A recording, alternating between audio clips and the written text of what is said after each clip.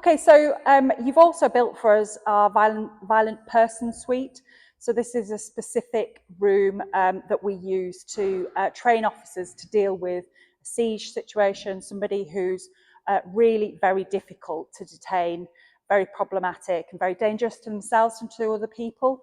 So if we move towards the room itself, this is actually a much more reinforced structure, because what will happen is officers at some point will rush the individual and make sure that they are safe themselves, make sure they can disarm that individual, protect people around them.